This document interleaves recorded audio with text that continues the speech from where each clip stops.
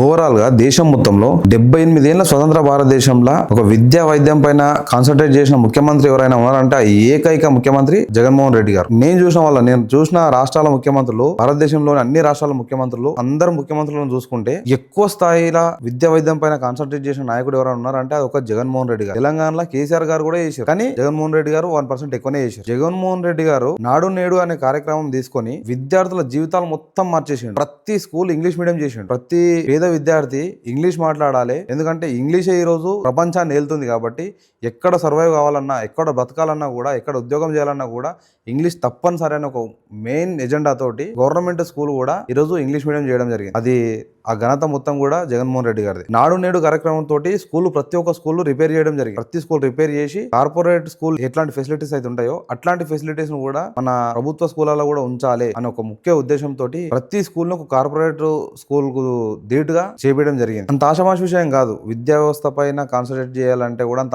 ఆషామాష విషయం కాదు. చాలా మంది డెవలప్మెంట్ అడుగుతారు.